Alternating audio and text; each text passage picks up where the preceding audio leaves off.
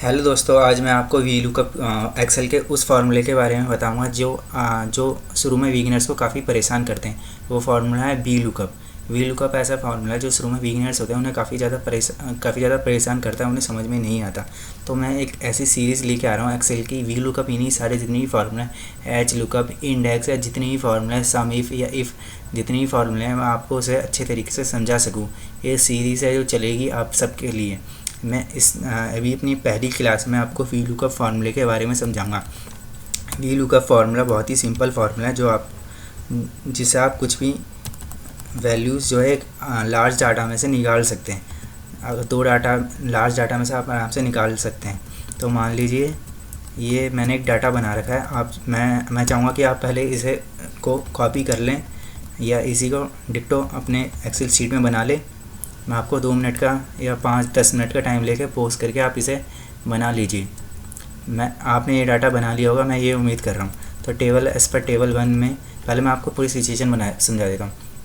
मान लीजिए XYZ company है, वो केमिकल के प्रोडक्ट्स में जो है वो ट्रेडिंग करती है।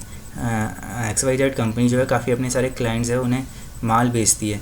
उसी प्रकार से माल बेचे, लेकिन at the end of the year जब वो कंपनी XYZ कंपनी अपना ऑडिट कराने बैठती है तो उसे क्या मिलता है कि कुछ डिफ्रेंशिएशन हो रही है उसका डाटा में, और जो क्लाइंट्स ने जो अपना डाटा रिकॉर्ड कर रखा है, क्योंकि उसका क्लाइंट भी डाटा रिकॉर्ड करता होगा और XYZ कंपनी भी रिकॉर्ड कर रही होगी। तो XYZ कंपनी सिचुएशन में क्या करती है कि अपने क्लाइंट से जो है डाटा मंगा लेती है ताकि उन दोनों के बीच में रिकन्सिलेशन कर सके। तो यहाँ पे हम वी लुकअप की हेल्प से रिकन्सिलेशन कर सकते हैं आराम से।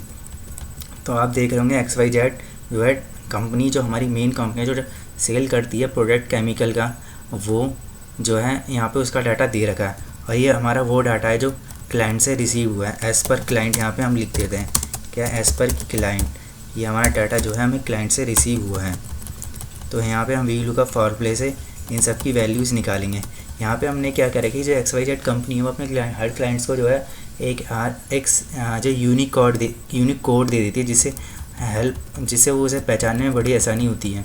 जैसे कंपनी हर कोई अपने यूनिक कोड दे दे ताकि उसे आराम से पहचान सके। कभी कभी क्या होता है, कंपनी का अपना नाम इधर उधर ऊपर नीचे हो जाता है, नाम चेंज हो जाता है, जिस वजह से कंपनी यूनिक कोड दे देती है। तो यहाँ पे हम वी लुकअप का फार्मूला लगाएंगे। ये मैंने एक शीट बना रखी है। मैं यहाँ पे पहले टैक्स लायबिलिटी मैं डिफ्रेंशिएशन करूँगा किससे, वी लुकअप के फार्मूले की मदद से। क्या डिफरेंस निकालूँगा यहाँ पे, क्या डिफरेंस किससे, वी लुकअप के फार्मूले से।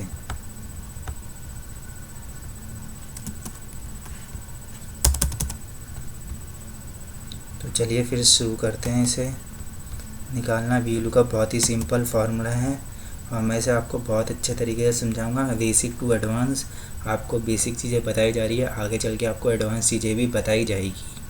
तो यहाँ पे चलिए वी लुकअप का फार्मूला लगाते हैं हम। सबसे पहले हम जो क्लाइंट कोड है उसका नेम ऑफ कस्टमर या क्लाइंट, जो भी यहाँ पे मैंने कस्टमर लिख रखा है, इसे क्लाइंट भी लिख दीजिए, कोई दिक्कत नहीं, तो दोनों का मतलब एक ही है। तो यहाँ पे पहले हम जो है क्लाइंट कोड से, हमें क्लाइंट कोड पता है पर उससे जो है पहले उस कस्टमर का अपना नाम लगाते हैं। तो वी लुकअप का फार्मूला लगा सिंपल है। और इसमें आप जो है इक्वल टू पहले सबसे पहले लिखिए, फिर वी लुकअप लिखिए। इसमें वी लुकअप आपको दिख रहा होगा कि यहाँ पे नीचे आ जाएगा स्क्रीन में। तो आपको यहाँ पे टैब दबा के इस फार्मूले को सेलेक्ट कर लेना है। तो यहाँ पे मैं टैब दबा के इसे सेलेक्ट कर लेता हूँ। तो सबसे पहले आप यहाँ पे देखेंगे कि कुछ लिखा हुआ आ रहा है। इसमें लिखा आ रहा है कि पहले लुकअप वैल्यू, आप किस वैल्यू के ज़रिए जिसे आप कॉमन बनाना चाहते हैं कि उसके ज़रिए आप जो है पूरा डाटा में से किसी भी वैल्यू को सर्च कर सकते हैं। तो यहाँ पे हमने क्लाइंट कोड जो है हमारा कॉमन है, यहाँ पे भी क्लाइंट कॉमन है, और यहाँ पे एज पर कंपनी भी क्लाइंट कोड कॉमन है, और एज पर क्लाइंट भी। तो हम जो है क्लाइंट कोड को सेलेक्ट कर लेंगे। ये हमने सेलेक्ट कर लिया। फिर वो उसके बाद बोला कि आप टेबल एरे सेलेक्ट कीजिए कि आप कौन सी टेबल एरे सेलेक्ट कीजिए, किस टेबल में से आप डाटा लेना चाहते हैं। तो अभी हम एज पर कंपनी लेना चाहते हैं, तो हम एज पर कंपनी की जो जितनी भी टेबल हैं ऐसे पूरी को सेलेक्ट कर लेंगे। इस पूरी टेबल को सेलेक्ट करने के बाद हम कोमा करेंगे। फिर वो उसके बाद क्या बोल रहा है कि वो बोला कि आप कौन से कॉलम की इंडेक्स की वैल्यू जो है वो सर्च करना चाहते हैं। हमें क्या चाहिए, टैक्स लायबिलिटी निकालनी है, अभी उसमें डिफरेंशिएशन निकालना है। तो टैक्स लायबिलिटी CGST GST दोनों वैल्यू सेम ही होती है, तो हम इसमें से कौन से कॉलम की वैल्यू निकालना चाहते हैं। कॉलम जो है ये इस साइड देख रहे हो ना आप, ये कॉलम कहलाते हैं। तो ये पहला कॉलम, दूसरा कॉलम, तीसरा कॉलम, चौथा कॉलम। हमें चौथे कॉलम की चाहिए CGST टैक्स वैल्यू यही है, तो हम यहाँ पे 4th लिख देंगे। फिर इसके बाद जो है फार्मूला कंप्लीट करने के लिए हम ये 0 या फॉल्स कुछ भी लिख सकते हैं। मैं यहाँ पे 0 लिख रहा हूँ, आप चाहे तो फॉल्स भी लिख सकते हैं। ये आपका फार्मूला कंप्लीट हो गया और इसे ओके कर देंगे।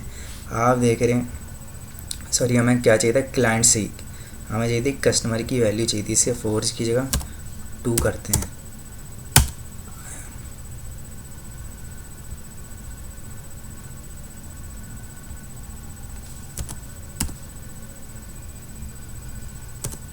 ठीक है, ये कंपनी का नाम आ गया हमारा आराम से। अब हमें क्या चाहिए, टैक्स लायबिलिटी चाहिए एज़ पर कंपनी। ठीक है, क्या चाहिए, tax liability as per XYZ।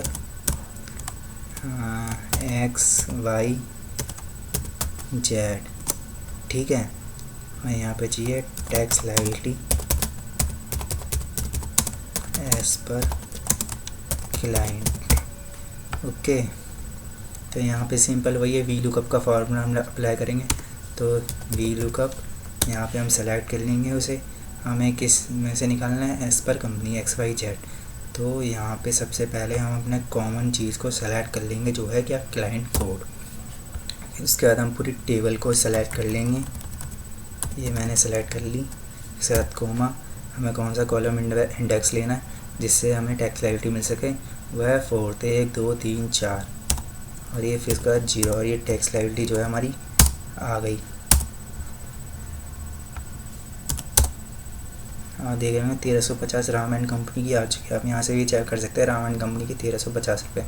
अब हमें क्या चाहिए, एज़ पर क्लाइंट रिकॉर्ड चाहिए। तो इसमें वही वी लुकअप का फॉर्मूला लगाएंगे, ये मेन। इसके बाद पूरी टेबल सेलेक्ट कर लेंगे, ये पूरी टेबल सेलेक्ट, ये 4th कॉलम, और ये 0, और ये आपकी देख रहे हो निकल गया। और इसमें आप डिफरेंस निकाल सकते हो आराम से।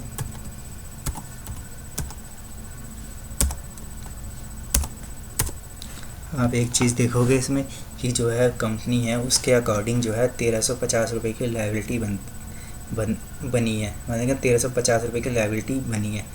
ठीक है, और वहीं क्लाइंट के अकॉर्डिंग 2700 रुपये की लायबिलिटी बनी है। ये जो लायबिलिटी है वो टैक्सेबल वैल्यू पे बनती है, इसका मतलब क्लाइंट के हिसाब से टैक्सेबल वैल्यू ज़्यादा है और इसके हिसाब से कंपनी के हिसाब से टैक्सेबल वैल्यू कम है। इसका मतलब फ़र्क आया है यहाँ। तो क्लाइंट की गलती है, क्लाइंट ने जो है अपने यहाँ पे डाटा जो है रिकॉर्ड गलत किया है, और इसी या फिर कंपनी ने गलत किया। तो हमें डिफरेंस मिल गया और हम इस डिफरेंस को आइडेंटिफाई कर सकते हैं दोनों तरफ से कि किस तरीके से हम कहाँ पे गलती हुई है। उसी प्रकार से अगर वैसे वाक्यों का भी हम निकाल सकते हैं। तो ये वाक्य का मैं आपके ऊपर छोड़ रहा हूँ, इसे आप निकालेंगे। इसी प्रकार से हमने टैक्स लायबिलिटी का निकाला, उस टैक्स लायबिलिटी जगह मैं टैक्सेबल वैल्यू का भी निकाल सकता हूँ। तो सिंपल है ये तो बहुत। चलिए टैक्सेबल वैल्यू का निकल जाते हैं। टैक्सेबल वैल्यू हमने क्या 4th कॉलम सेलेक्ट किया था टैक्स लायबिलिटी के लिए, यहाँ पे 3rd कॉलम सेलेक्ट कर लेते हैं। तो ये 3rd कॉलम सेलेक्ट हो गया।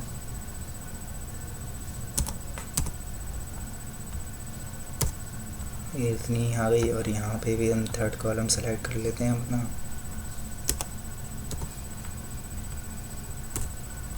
आप देख रहे होंगे कि एज़ पर कंपनी 15,000 रुपये सेल बनती है और एज़ पर क्लाइंट रिकॉर्ड 30,000 रुपये की सेल बनती है।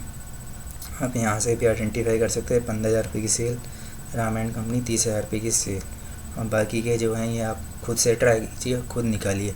देखिए सिंपल सा एक फार्मूला है जो मैंने अभी आपको बताया, बेसिक लेवल है। बी लुकअप जो है बहुत काफ़ी ऊपर और ज़्यादा एडवांस तरीके से फार्मूला जो है बी लुकअप का कई फार्मूले के साथ मिक्सर होकर भी लगता है, वो भी मैं आपको आगे चल के बताऊँगा बहुत ही सिंपल तरीके से, ताकि आपको समझ में आ जाए। अभी मैंने आपको इतना बताया। मैं उम्मीद करता हूँ आपको ये वीडियो पसंद आई है और आप इसे लाइक भी करेंगे, कमेंट भी करेंगे, सब्सक्राइब भी करेंगे। थैंक यू वीडियो देखने के लिए।